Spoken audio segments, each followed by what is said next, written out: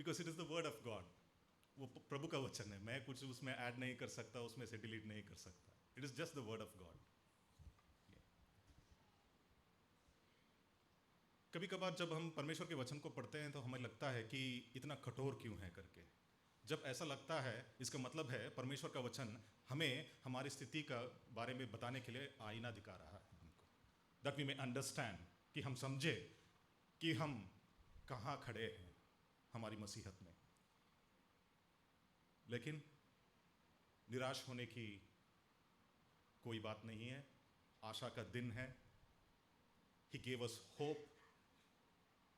आज ईस्टर के दिन वो फिर से जी उठा और हम सबको वो होप दिया, उसने वो आशा दी कि हाँ, आज भी उस क्रूस के तले हमारे लिए माफी है, हमारे पापों की क्षमा है। मैं एक उदाहरण देना चाहूंगा। 18वीं सदी में जब द बैटल ऑफ वाटरलू की जब लड़ाई लड़ी जा रही थी, नेपोलियन था, उसके खिलाफ सारे यूरोप का जो गठबंधन की सेना थी वो उसको यूरोप को डिफेंड करने के लिए उसके खिलाफ लड़ाई लड़ रही थी। वेलिंगटन जो इंग्लैंड का यूं कहिए वो समुद्री किनारा है, वो वहाँ पे बसा हुआ शहर है वेलिंगटन। तो उस लड़ाई का जो कमान जो संभाल रहे थे, he was the Duke of Wellington. Wellington का नायक था वो उस लड़ाई को लीड कर रहा था। तो जहाज से वो गए, लड़ाई लड़ रहे थे वहाँ पे। कई दिनों बाद कोई न्यूज़ नहीं आया वेलिंगटन में। इंग्लैंड में लोग बहुत ही चिंतित थे कि क्या हो रहा है, क्या हम लड़ाई जीते या हार गए करके वो सोच रहे थे। और कई दिनों बाद उन्होंने देखा कि द ड्यूक ऑफ वेलिंगटन का जो एक जहाज है वो लौट के सिटी की तरफ आ रहा है, वेलिंगटन की तरफ आ रहा है। तो वो घंटी बजाई गई, सारे लोग इकट्ठे हो गए। इकट्ठे होने के बाद जैसे ही वो एंकरेज में आया, मतलब वो नज़दीक नहीं आ सकता है, तो समुद्र के कुछ ही दूरी पे जहाँ से वो ये लोग देख सकते थे, वहाँ पे वो जहाज़ खड़ा हुआ। और वहाँ पे एक बंदा आया, और जो एनसीसी में है वो जानते हैं सेमाफोर सिग्नल क्या होता है करके। 2 झंडे रहते हैं हाथ में, उसमें सिग्नल करते हुए वो मैसेज पास ऑन करते हैं दूर से। तो उस बंदे ने क्या किया, जहाज़ पर खड़ा हुआ, लोगों की तरफ देखता रहा, और वहाँ पे किनारे पे जो खड़े थे उसमें से एक उस मैसेज को डिकोड करने लगा। वो झंडा पूरा वो हिलाते हुए सब लिखा। आधा उसने मैसेज दिया था, कोहरा छा गया। कोहरा छा गया और हटा ही नहीं। इंग्लैंड का वेदर आज भी वैसा ही है, हमेशा काली घटाएं जो है वो छाई रहती है। अगर एक दिन के लिए, आधा दिन के लिए धूप आ जाए, सब बीच में पाए जाएंगे ऐसा है। तो कोहरा छा गया और हटा ही नहीं। और आप यकीन नहीं मानेंगे, 3 दिन तक वो कोहरा हटा नहीं। तो उन्होंने कहा जितना मैसेज आया है उसको थोड़ा डिकोड कीजिए, उसको क्या है करके। वहां पे लिखा गया था वेलिंगटन डिफीटेड। क्या लिखा था? Wellington defeated. इसका मतलब है नेपोलियन बोनापार्ट जीत गया, हमारी सेना हार गई। मातम मनाने लगे, वो मातम मनाने लगे। 3-4 दिन बाद वो कोहरा हटा तो पाया उन्होंने कि वो जहाज वहीं पे खड़ा है। तो तुरंत सब लोग इकट्ठे हुए भागे। तो उसने साइन करते हुए कहा मैसेज एरर, और कहा Wellington defeated the enemy. Wellington defeated the enemy करके था। हमने क्या किया था? आधा ही मैसेज पढ़ा था। कई लोग ऐसे हैं सिर्फ और सिर्फ क्रूज पर ही खत्म हो जाते हैं, उसके आगे नहीं जाते हैं। जब ये 3 दिन का कोहरा हट जाता है, तीसरे दिन जब प्रभु जी उठता है, तब पता चलता है Wellington was not defeated, Wellington defeated the enemy. प्रभु यीशु मसीह क्रूज पर जय प्राप्त किया, लेकिन जब जी उठा उसने मृत्यु पर भी और कब्र पर भी जय हासिल किया, और कहा अब आप पाप की अधीनता में नहीं हैं। You are not under the control और अथॉरिटी में फर्क है। You are not under the authority of sin. हाँ, वो अलग बात है, अगर आप खुद अथॉरिटी को पाप के हाथों में देते हैं तो आप पाप में पड़ जाएंगे, ये अलग बात है। If you yourself give the authority to sin, surely you will sin. मैं एक और उदाहरण देना चाहूँगा. Just I want to give examples so that we can get it, we can understand the message of Easter. शायद मैंने दिया होगा यहाँ पे, यूजुअली कलीसिया में ये मैसेज देता हूँ. मान के चलिए एसी नहीं है यहाँ पे इस कमरे में, पंखे भी नहीं चल रहे हैं, तो बाहर तो गर्मी है, तो यहाँ पे दम घुटने लगता है आप लोगों का और पसीना छूटने लगता है. कल्पना कीजिए कि गर्मी बहुत है, एसी नहीं है, पंखा नहीं है. मैं आपके सामने खड़ा होता हूँ, एक पूरे रस से भरा हुआ एक नींबू लेता हूँ हाथ में. कल्पना कीजिएगा, जैसे मैं बताते जाता हूँ, ट्राई टू इमेजिन. ठीक है, बहुत ही पका हुआ रस से भरा हुआ एक नींबू लेता हूँ, एक धारदार एक चाकू लेता हूँ, उस नींबू को काटता हूँ. मैं क्या करता हूँ? नींबू को काटता हूँ. जैसे ही काट रहा हूँ, इतना रस है उसमें कि रस छलकता है. काट लिया. ठीक है, आर यू विद मी? मैंने उसको काट लिया, दो हिस्से किए, और आप ही के सामने खड़े होके जो कटा हुआ हिस्सा है उसको मैं चाटने लगता हूँ. ठीक है, अब सवाल आपसे है, हाथ खड़ा कीजिए वो लोग जिनके मुंह में पानी आया. ठीक है, मेरे हाथ में नींबू है, अभी चाकू है, एसी है, एसी तो है, पंखा भी चल रहा है, सब कुछ है. मैंने क्या किया? आपके मन में एक बीज बोया, आपने उसका परवरिश किया. बाद में जब अभिलाषा क्या होता है? गर्भवती होती है, किसको जन्म देती है? कल्पना में आपने सोचा, लेकिन आपका शरीर जो है उसकी प्रतिक्रिया लाल टपकाने से किया. That is how sin comes into our life. जब अभिलाषा के तौर पे ही, जब सोच के तौर पे आपके दिमाग में आ जाता है, जब आप उस दिमाग से हटा देते हैं, तो अभिलाषा गर्भवती नहीं होती. It will not give birth to sin. हम क्या करते हैं? एक सोच मन में आ जाता है, एक चित्र हम देख लेते हैं, we watch some picture, we watch some poster, उसको मन में ही we keep on pondering over it. तब जाके पाप हम करते हैं. पाप डायरेक्टली क्रिया में नहीं आता है, सोच में पहले आता है. उसी सोच को उसने खत्म किया यीशु मसीह ने. जैसे मैंने कहा, वो अलग बात है, अगर आप अधिकार को पाप के हाथ में देना चाहते हैं तो जरूर हम पाप में गिरेंगे. देखिए, याकूब का 1:15 में वही तो लिखा है, अभिलाषा गर्भवती होके पाप को जन्मती. It gives birth to sin. The day of resurrection, ये जो है, मैं आपको बताता हूं, I was not knowing the meaning. इसका अर्थ मुझे मालूम नहीं था. जब तक मेरा नया जन्म नहीं हुआ यीशु मसीह में, उससे पहले 4 साल तक मैं जाता रहा कलीसिया में, ऑन एंड ऑफ. लेकिन जब मैंने पाया कि हाँ यही नया जीवन है, तब मुझे पता चला कि खाली क्रूस का और खाली खबर का क्या महत्व है. The tomb was empty so that I may be filled with life. वो कब्र इसलिए खाली हुआ ताकि आप जीवन से भरे जाए. एक और उदाहरण देना चाहूंगा. एक संडे स्कूल में टीचर ने कहा कि अगले हफ्ते जब आप आएंगे बच्चों से, छोटे बच्चों से, कि कोई भी एक ऐसा चीज एक बक्से में लाइए जो जीवन को दर्शाता है, which depicts life, bring something करके बोला. बच्चे थे, छोटे बच्चे थे, तो उन्होंने कहा ठीक है मैम, हम लेके आएंगे. तो अगले हफ्ते आए तो उसने कहा, टीचर ने पूछा कि अच्छा मैंने आपको बोला था, कम ऑन शो मी, दिखाइए क्या क्या लेके आए. एक बच्चा आया सामने, उसने खोला, अंडा था उसमें, एग. उसने कहा yes, it is a symbol of life, उसमें से नया जीव निकलता है. सही बात है, अच्छा है, जाके बैठ जाओ. एक ने क्या किया था, धनिया का बीज बोया था मिट्टी में बॉक्स के अंदर, वो अंकुरित होके पौधा हुआ था, उसको देखा, वेरी गुड, जाओ. एक ने क्या लेके आया था, एक कैटरपिलर, झांझा जिसको बोलते हैं, बिहार और उस तरफ के लोग उसको झांझा बोलते हैं, यहाँ पे क्या बोलते हैं मुझे मालूम नहीं है. कैटरपिलर जो बाद में तितली बन जाता है, वो लेके आया था. उसको देख के लगे हाँ बिल्कुल सही बात है, it will become a butterfly, नया जीवन, नया रूप, ट्रांसफॉर्मेशन, बदलाव होगा इसमें, वेरी गुड. टिमोथी बैठा था लास्ट में, उसको टिमोथी तुम क्या लेके आओ. आखिर में उठा, बॉक्स दिया टीचर को, टीचर ने खोला, कुछ नहीं था उसमें. What is this, it's empty. The boy says, मेरे पिताजी कहते हैं खाली कब्र हमारे लिए जीवन है। So true it is. He became nothing so that we can have everything, right? He became nothing so that we can have everything. वो उन डाकुओं के साथ गिना गया ताकि हम पिता परमेश्वर के साथ, जब दाहिनी ओर यीशु मसीह बैठता है, उसके साथ हम बैठे।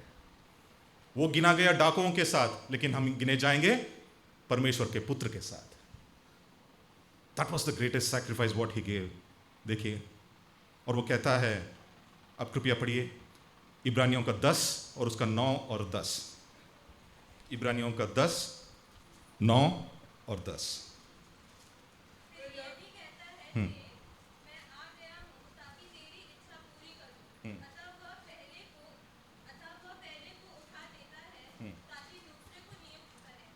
जी,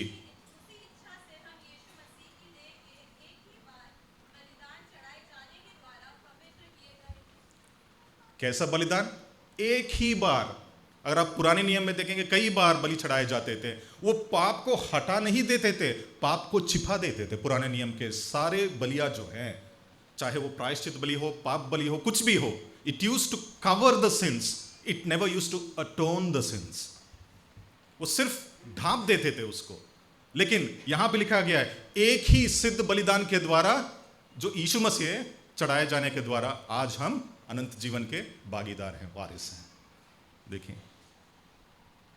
वो कहता है पहले को हटा दूंगा और दूसरे को नियुक्त करूंगा। क्या कह रहा है वो? पहला क्या था? वो व्यवस्था था। और व्यवस्था का बल क्या था? माफ कीजिएगा, पाप का बल क्या था? व्यवस्था था। सी, वन वे का सिंबल डालते हैं रास्ते में, पालन करते हैं लोग उसका, देखते हैं पुलिस नहीं है तो rules are made to violate. That was the slogan I used to tell my friends. कानून किस लिए बनाया गया है? तोड़ने के लिए। नो, वहां पे हमारे लिए कि पेनल्टी ना लगे, ना पकड़ाया जाए, वहां पे ना पकड़े जाए, पेनल्टी ना लगे, इसलिए तो वो चिन्ह दिया गया है वहां पे। यहां पे मत जाओ, जाओगे तो तुम्हें पेनल्टी लगेगा यहां पे। लेकिन फिर भी हम जाते हैं। That is nothing but arrogance. हमारा घमंड है, मुझे क्या होगा। जब एक लकीर खींचा जाता है, इस तरफ पाप है, इस तरफ अच्छा जीवन है, हम क्या करते हैं? अच्छे जीवन की तरफ नहीं जाते, उस लकीर के किनारे में चलने लगते हैं, देखते हैं वहां पे क्या है ना? पार्क में जब आप जाएंगे, कुर्सियों पे पेंट करके वहां पे टांगा जाएगा, wet paint do not touch. सही है ना? अभी पेंट गीला है, उसको छूइए मत। हम क्या करते हैं? छू के देखते कि गीला है कि नहीं। समझ रहे हो? करते हैं ना। वो म्यूजियम में जाते हैं तो वो ग्लास का जो बॉक्स रहता है, शोपीस रहता है, वहां पे लिखा रहता है डोंट लीन ऑन दिस, उसके ऊपर हाथ मत रखिए। फिर भी हम ऐसे ही देखते हैं। मनुष्य का स्वभाव ऐसा ही है। इसलिए एक चाहिए था विदाउट ब्लेमिश, बेदाग बेऐब। वो आया, क्रूस पर मरा, तीसरे दिन जी उठा और हमें एक नया वजूद दिया कि हम मसीही हैं। We are Christians. That's why I say Christianity is not a religion, it is a lifestyle. वो जीवन शैली, इसको जीने की जरूरत है हमें। जब तक आप नहीं जिएंगे, you don't belong to Christ. Simple सी बात है। You don't belong to Christ until unless you live what you read here. और ये मत सोचिए, इसमें वहां पे लिखा गया है, जब हमने यूहन्ना का 20 हमने पढ़ा, वहां पे क्या लिखा है? एक वर्स में पढ़ना चाहूंगा। 4वां वचन है, और दोनों साथ साथ दौड़ रहे थे, परंतु दूसरा चेला पतरस से आगे बढ़कर कब्र पर पहले पहुंचा। इसकी क्या जरूरत थी? यहां पे क्या जरूरत थी इसको यहां पे लिखने की? ये दोनों साथ में दौड़े, वो आगे चला गया, उसको ओवरटेक करके वो पहले पहुंच गया। क्या जरूरत थी इसको? इसमें भी हमें एक मैसेज है। जैसे मैं कहता हूं, nothing is when in Bible. कोई भी व्यर्थ बातें यहां पे नहीं लिखा गया है। वो यूं कहता है कि मेरे राज्य में मेरी इच्छा को पूरी करने के लिए, मेरे पर्पस को पूरा करने के लिए 100 मीटर दौड़ने वाले नहीं चाहिए मुझे। मैराथन दौड़ने वाले चाहिए मुझे। 100 मीटर वाले क्या करते हैं, दौड़ने के बाद तेजी से दौड़ते हैं, 100 मीटर खत्म होते ही उनकी ऊर्जा खत्म हो जाती है और रुक जाते हैं। लेकिन मैराथन दौड़ने वाले धीमे दौड़ते हैं, सही है, लेकिन लक्ष्य तक पहुंचते हैं वो। We do not want enthusiasm for God's kingdom. We want commitment in God's kingdom. समर्पण की जरूरत है, मैराथन दौड़ने की जरूरत है। आपको यह देखने की जरूरत नहीं है बगल वाला कितने तेजी से दौड़ रहा है, नहीं। इसलिए तो प्रभु कहता है जो यहां पे आखिर में है वहां पे वो पहले होंगे, और जो यहां पे पहले है वो वहां पे आखिर। आप देख रहे होंगे कि स्टीवन मैक्सवेल यहां पे खड़े होकर बोल रहा है, आप सोच रहे होंगे हो सकता है कि फर्स्ट रो का सीट मिल जाए स्वर्ग में स्टीवन मैक्सवेल को। किसको पता, जो बाहर बैठ के सुन रहे हैं वो वहां पे फर्स्ट रो के सीट में हो और मैं आखिर में बैठा हूं। Do not take pride in what you do for Christ. No, आप मसीह के लिए क्या करते हैं उसमें आप घमंड करने की, गर्व करने की जरूरत नहीं है। We have to do it because he has given his life. उसने अपना प्राण हमारे लिए दिया, इसलिए हमारा फर्ज बनता है वो करना। फर्ज से भी बढ़कर एक चीज है, वो है हमारा प्रेम उसके प्रति। देखिए, लेकिन हम क्या करते हैं, कलीसियाओं में हम बात करते हैं बेदारी की जरूरत है। वी वांट रिवाइवल, कॉन्फ्रेंसेस में डाले जाते हैं रिवाइवल मीटिंग्स, आइए आइए आइए करके सबके लिए। कहां होगा रिवाइवल, कोई बता सकता है? आजकल किताबें भी लिखी गई हैं कि रिवाइवल के ऊपर किताबें लिखते हैं, सीडी बनाते हैं, डीवीडी बनाते हैं, कॉन्फ्रेंसेस किए जाते हैं। But dear people, I will tell you, मैं आपको बताना चाहता हूं, बेदारी हमारे घुटनों पे है, ऑन आवर नीज। और बेदारी पहले कलीसिया में आनी चाहिए, बाद में दूसरों तक आप ले जा सकते हैं उसको। We are missing out the big picture, क्योंकि हम सोचते हैं बेदारी सिर्फ उन लोगों के लिए है जो मसीह को नहीं जानते हैं। नहीं, हम जो मसीह हैं, हम लोगों के बीच में भी कई सारे ऐसे हैं जो उसके ज्ञान में बड़े नहीं हैं। They have not grown in the knowledge of Christ. उनके लिए क्या करेंगे आप बताइए? पहले को उसने हटा दिया, क्या था? व्यवस्था था। दूसरे को उसने वहां पे प्रतिष्ठापित किया, वो क्या था? अनुग्रह, ग्रेस, करुणा और उसका प्रेम। पहले को हटाया, मेरे पुराने स्वभाव को हटा दिया और मुझे नए जन्म दिया, उसने नया जन्म दिया। I became a new person, transformation ये हुआ। That is the message of Easter. हम बदले गए हैं, ठीक है, बिल्कुल सही है। अगर आप आगे जाके देखेंगे, अगर आप सोचेंगे कि यीशु मसीह के पैदा होने से लेके उसके जी उठने तक अगर आप देखेंगे, लोग गलत जगह पे प्रभु को ढूंढे हैं। जब पैदा हुआ तो वो कहां गए? Where did the 3 wise men go? हेरोदोस के पैलेस में चले गए, महल में चले गए। लेकिन पैदा कहां हुआ था यीशु मसीह? और जब यीशु मसीह ने कहा था मैं जी उठूंगा तीसरे दिन, लोग फिर भी उसको कहां ढूंढने गए? कब्र में ढूंढने गए।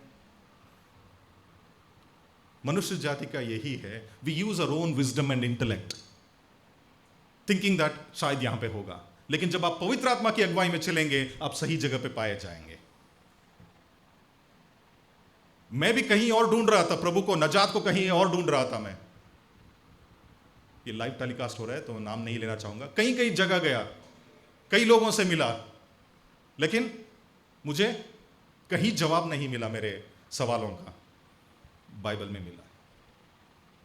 आज भी मेरे फैमिली जो है, मैं घर में छोटा हूँ, मैं और मेरा बड़ा भाई साहब है। बड़े भाई साहब और उनका परिवार, माता पिता सब गैर मसीह हैं। मैं अकेला हूँ जिसने मसीह को पाया है। मैं चाहता हूँ कि वो भी समझे, वो नया जीवन को पाए, उस अनंत जीवन का जो वायदा किया गया उसको भी वो पाए। That is the message of Easter. Easter का जो समाचार है, अभी हमने गाया, इस समाचार को सबको सुनाओ करके हमने गाया। सुनाते हैं हम बस मसीहों में हैप्पी ईस्टर हो जाता है और घर जाते हैं, जो भी बिरयानी खा के हम सो जाते हैं। वही है हमारा ईस्टर। मेरी वाइफ हमेशा बोलती है गुड फ्राइडे का छुट्टी हो, ईस्टर का छुट्टी हो, जैसे ही चर्च से आती है, 5 डे वर्क है उसका, तो कहती है एक दिन छुट्टी मिलता है, सोने दो मुझे। she says. So we are used to that. हम उसके आदी हो चुके हैं. But Jesus says here कि भोर में वो लोग आए वहां पे उसको ढूंढने. कहां ढूंढे? कब्र में ढूंढे. वहां पे कौन था? कोई नहीं था वहां पे, खाली था. बताइए. और यहां पे लिखा गया है, अगर आप दूसरे सुसमाचारों में पढ़ेंगे, वहां पे क्या लिखा गया है? जाओ चेलों को बताओ और पतरस को भी बताओ. ऐसी क्या खासियत है उसमें कि चेलों को बताओ बोला, बाद में लिखा है वहां पे और पतरस को भी. Go tell everyone and Peter too लिखा है. क्यों? आप और मेरे लिए ये एक आशा का मैसेज है. भले ही पतरस जैसे हमने भी यीशु मसीह को टुकराया हो, उसको नकारा हो, उसको पहचानने से इनकार किया हो, हमारे लिए भी आशा है. We do have hope. वो कहता है हो सकता है वो अपराधी मनोभाव से डिस्करेज हो चुका हो, उसको भी बताओ, मैंने उससे पूछा है उसको करके. आपसे भी वही कहता है, मुझसे भी वही कहता है. अगर पिछले हफ्ते में कोई भी मेरा ऐसा काम, ऐसा बात, ऐसा चाल जिससे मैंने यीशु मसीह को नकारा है, आज वो जी उठ के कहता है बताओ, सबको बताओ, और स्टीवन मैक्सवेल को भी बताओ. He remembers, he will not leave neither forsake. वो कभी ना आपको छोड़ेगा ना त्यागेगा. क्रूस पर भी उसने दिखाया, अपनी जिम्मेदारी निभाई, और जब जी उठा तब भी उसने कहा कि पतरस को भी बताओ, उसको बोलो. दूसरे शब्दों में कहा जाए, उसको बोलो मैं उसको भूल नहीं चुका हूं, मैं उससे प्रेम रखता हूं, उसको बताओ करके कहता है. उसने क्या किया? वचन में लिखा है, हे मृत्यु तेरी डंक कहां, और हे कब्र तेरा जय कहां है? Where is your victory, where is thy sting O death? ये उदाहरण आपने सुना होगा, फिर भी मैं देना चाहता हूं because it is very apt.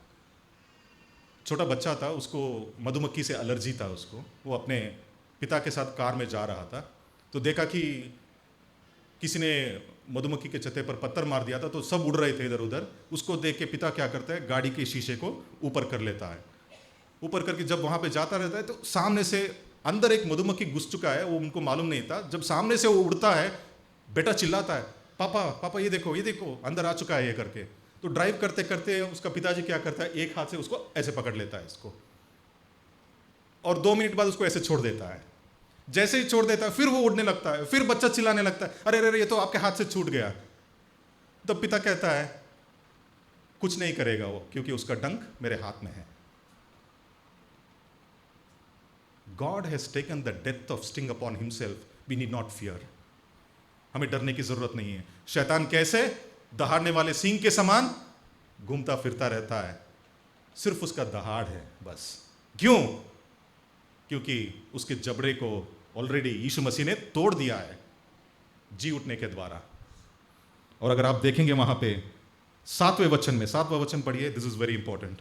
7वां वचन पढ़िए. और वो अंगोछा जो उसके सर से बंधा हुआ था, जी. कपड़ों के साथ पड़ा हुआ नहीं, परंतु अलग एक जगह लपेट कर रखा हुआ देखा. Thank you. वहां पे क्या लिखा गया है?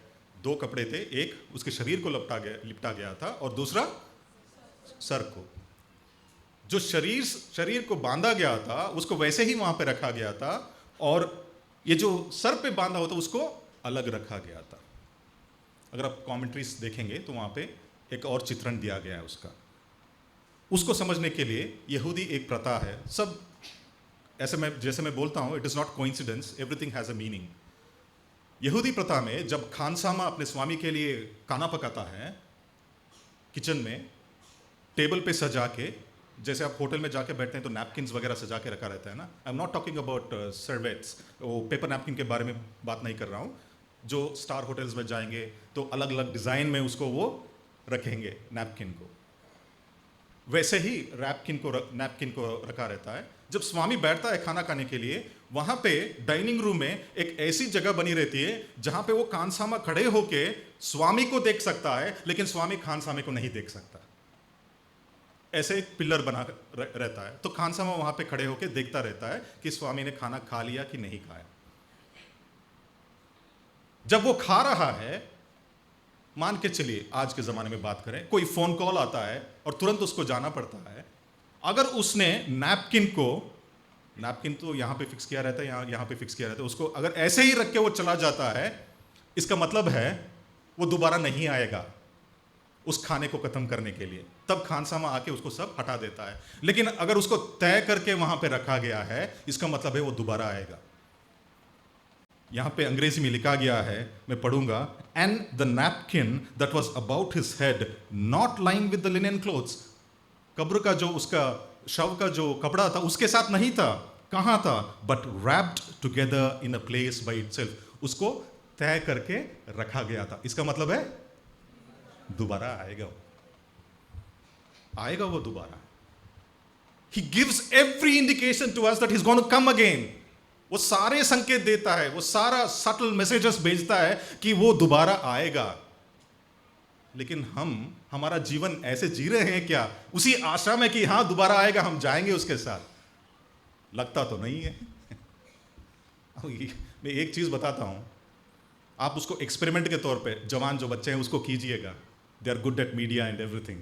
आपका कैमरा और वीडियो का जो भी है इंस्ट्रूमेंट आप लेके जाइएगा, सारे चर्चेस में उसको एक प्रोजेक्ट की तरह कीजिएगा।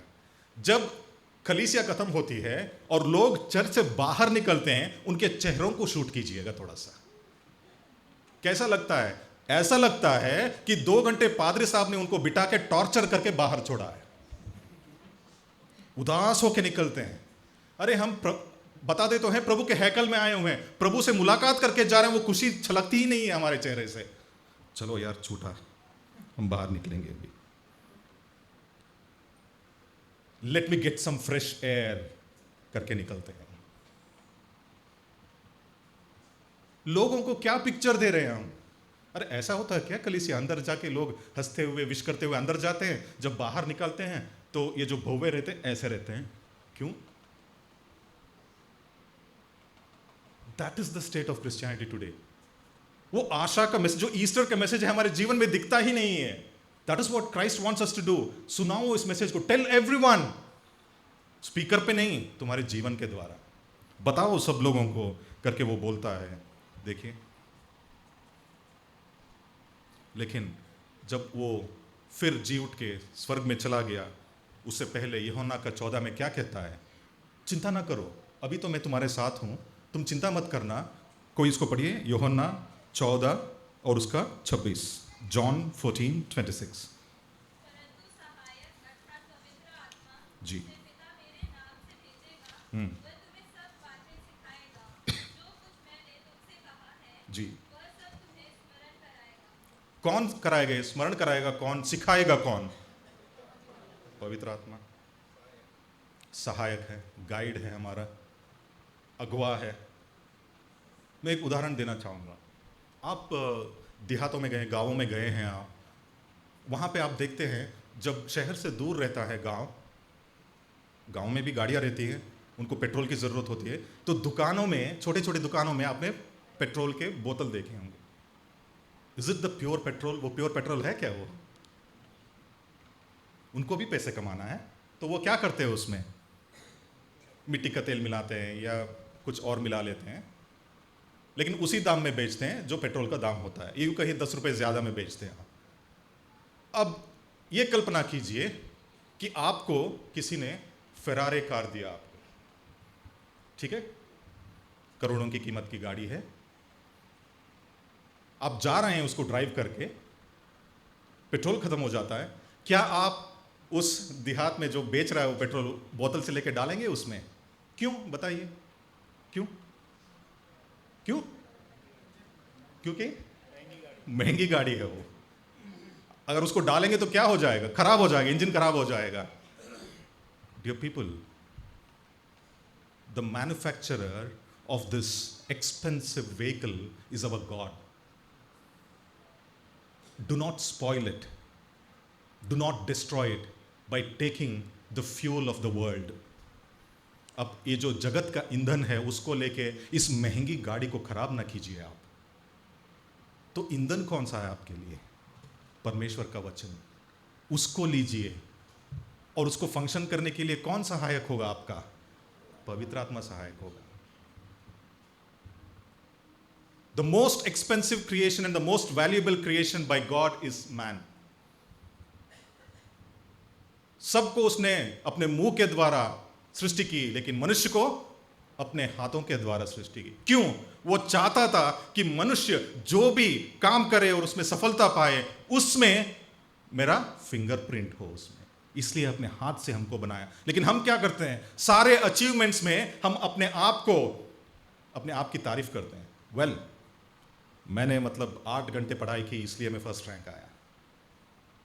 But did you know, question paper देखते ही कई लोग ब्लैंक हो जाते हैं। आपने उसको like you might have heard about it. Question paper को देखते ही ब्लैंक हो जाते हैं, भले ही उन्होंने पूरी तैयारी की हो।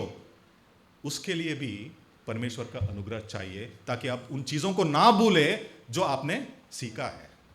सिखाएगा कौन? यहां पे लिखा है पवित्र आत्मा है। Holy Spirit will teach you. That is why when he left this world, he said, "Don't worry, I will leave you a guide." वो है पवित्र आत्मा।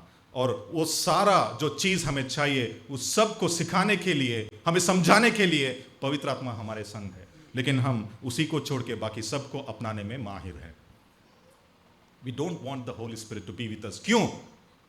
क्योंकि वो टोकता है आपको, गलत रास्ते पे जा रहे हो, मत जाओ। No one likes correction. No one likes correction. But as Christians, we should be ready to be corrected. That is how our life is. देखिए, जब आप उस काली कब्र को देखेंगे तो इसका मतलब है आपका जीवन उसकी पवित्र आत्मा से भरा हुआ है। क्या सच में भरा हुआ है? इसको आपको सोचने की जरूरत है। और सब कुछ जो आपके जीवन के लिए चाहिए और भक्ति के लिए चाहिए, वो कृपया पढ़िए मेरे साथ दूसरा पत्रस, उसका पहला अध्याय 2 और 3। दूसरा पत्रस पहला अध्याय उसका 2 और 3। परमेश्वर की ओर और हमारे प्रभु यीशु मसीह की पहचान के द्वारा अनुग्रह और शांति तुमने बहुतायत से बढ़ती जाए। Yes, stop.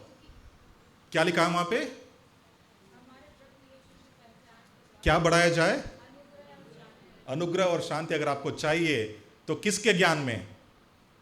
परमेश्वर और उसका पुत्र यीशु मसीह के ज्ञान में आपको वो बढ़ाई जाएगी।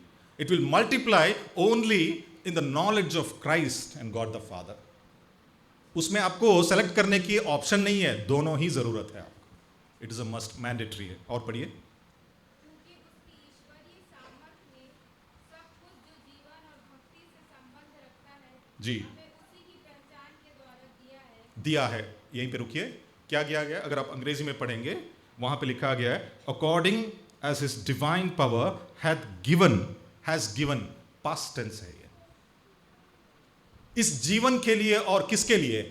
भक्ति के लिए। जो कुछ भी चाहिए वो पुनरुत्थित होने के बाद सब कुछ हमारे लिए इंतजाम करके चला गया। हमें क्या करना है? सिर्फ उसको पाना है, अपनाना है, और उस भरपूरी का जीवन और भक्ति का जीवन दोनों हम जी पाएंगे। यही इसका मैसेज है। देखिए, मैं एक उदाहरण देके इसको मैं अंत करूंगा। एक एल्डरली मिशनरी थे और उनके पत्नी थे। इंग्लैंड में उनको पोस्टिंग दिया गया कि वापस आप चले जाइए आपके घर, और आप आखिरी जो आपका 4-5 साल बचा है वहीं पे आप सेवा करके आप रिटायर्ड हो जाइए करके उनको भेजा वहाँ पे। जब उनको वहाँ पे भेजा गया तो उन्होंने क्या किया कि एक छोटा सा जो मिशनरी कमरा था वहाँ पे रुके, बगल में एक स्कूल था। तो हर सुबह उठते और आसपास के गांव में जाते, टाउन्स में जाते और सुसमाचार का प्रचार करके लौटते। उसको किसी ने देखा कि इस बुजुर्ग अवस्था में ये पैदल जा रहे हैं। उन्होंने अपनी पुरानी एक गाड़ी दी उनको, 4 व्हीलर दिया उनको, और कहा, भाई साहब ये आपके लिए, आपके मिशन के काम के लिए इस्तेमाल कर लीजिए। वो बहुत खुश हुए, प्रभु का धन्यवाद दिया। लेकिन जो उस गाड़ी को दिया उसने कहा, बस इसमें एक प्रॉब्लम है। मिशनरी ने पूछा कि क्या है? उसने कहा, ये चाबी से स्टार्ट नहीं होता है, उसको धक्का देना पड़ेगा। तो ये सोचने लगा, अरे इस अवस्था में मैं उठ नहीं सकता हूँ, घुटना पकड़ के उठना पड़ता है, इसको धक्का कहाँ से दूंगा? तो उन्होंने क्या किया, उसको ले लिया, बगल के जो स्कूल था वहाँ जाके उससे प्रिंसिपल से मिले और उनसे कहा, भाई साहब मैटर ये है, तो जब भी मुझे निकलना होता है आपके स्कूल के 4-5 हट्टे कट्टे बच्चे भेज दीजिए ताकि वो धक्का दे और गाड़ी चालू हो जाए। वो प्रिंसिपल ने भी देखा कि हाँ बेचारा पुराना बुजुर्ग मिशनरी है, उनको कुछ हेल्प हो जाएगा। तो जब भी वो बाहर निकलते गेट से, प्रिंसिपल साहब उसको देखते और अपने क्लास में से 3-4 लोगों को भेजते, जाओ उस भाई साहब का हेल्प करके आओ आप। तो वो आते, धक्का देके चालू करते और चला के वो चले जाते। ऐसे ही उन्होंने 5 साल गुजारे। हर रोज जब वो निकलते थे तो बच्चे आते, धक्का देते, चालू करते और वो लेके जाते। 5 साल ऐसे गुजारे। जब उनको लगा अभी रिटायरमेंट है मेरा, तो एक यंग मिशनरी को वहाँ पे पोस्टिंग दी गई। अकेला था, शादीशुदा नहीं था। वो आया वहाँ पे, आके उसने कहा ठीक है सर, मैं टेक ओवर करता हूँ, थैंक यू, आपकी सेवा जो आपने की है यहाँ पे, प्रार्थना कीजिए कि मैं उसको डेवलप करूँ। ठीक है। तो उस बुजुर्ग मिशनरी ने कहा अब इस गाड़ी की मुझे कोई ज़रूरत नहीं है, आप इसको ले लीजिए, आप इसको ले लीजिए। ये जवान भी खुश हो गया, चलो एक गाड़ी मिल रहा है करके। तब इन्होंने कहा लेकिन एक दिक्कत है, गाड़ी चाबी से चालू नहीं होगा, धक्का देना पड़ेगा। जैसे उसको सुना, उसने क्या किया, बॉनेट को खोला, 5 मिनट इधर उधर आँख चलाई और कहा हाँ ठीक है, कुछ फिक्स किया, अंदर आके उसने चालू किया, चालू हो गया गाड़ी। तो चौंक गए ये पादरी साहब, ये मिशनरी। वो पूछे ये क्या चमत्कार किया? चमत्कार नहीं था, ऑलरेडी वहां पे इग्निशन का वायर था, उसको जोड़ना बाकी था। 5 साल तक भाई साहब धक्का दिए। प्रिय लोगों, ये वही कहता है दूसरा पत्रस का पहला अध्याय, सब कुछ तो जो तुम्हारे जीवन के लिए और भक्ति के लिए सब कुछ दे दिया गया है, बस उस नाते को जोड़ो। कहाँ का जोड़ो? उसको जो डिस्कनेक्ट हो चुका है, उस वायर को जोड़ो, आपका जीवन सही रीति से चलेगा। नहीं तो हम हमारी परिश्रम से उसको धक्का देते ही चलाएंगे हमारे जीवन को। देखिए, जब हम हमारे नॉलेज पर, हमारे विजडम, हमारी बुद्धि, हमारी समझ पर हम घमंड करते हैं, परमेश्वर क्या कहता है? मत्ती में कहता है तुम्हारा ज्योति ऐसा प्रज्वलित हो लोगों के सामने, मनुष्य के सामने, ताकि उसको देखकर जो स्वर्ग में परमेश्वर पिता उसकी महिमा हो करके वहां पे लिखता है। पॉल ब्रांड जो प्रभु के सेवक हैं, वो इंडिया आए हुए थे, एक मेडिकल कॉलेज में वो मैसेज दे रहे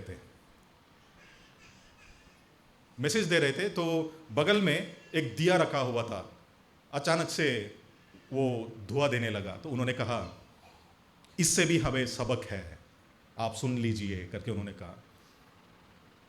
बाती जो है हम हैं, और दिए में तेल जो है वो पवित्र आत्मा है। पवित्र आत्मा जब तक आपको खुराक की रीति आपको फीड करता रहेगा, तब तक आप जल के राख नहीं होंगे, लेकिन रोशनी देते रहेंगे। जब तक तेल है दिया में, आपको राख नहीं मिलेगा। अगर आपने देखा है, जब तेल खत्म हो जाता है तो वो ज्योति जो है तेजी से जलता है। आप देखिए उसको, जब तेल खत्म हो जाता है, there is a saying, when the lamp is about to die it glows brightly करके।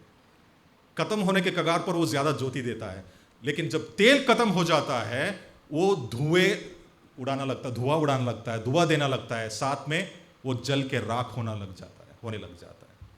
It means when we try to shine with our own efforts, we will become ash, nothing else, and we will not be able to give light, we will give only smoke.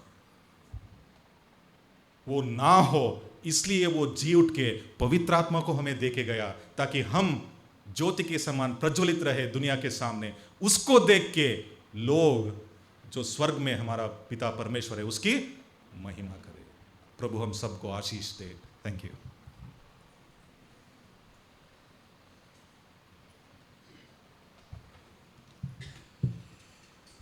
Thank you sir, इस encouraging और challenging message के लिए। और मेरा विश्वास है कि इस वचन के द्वारा हमको आशीष मिली है।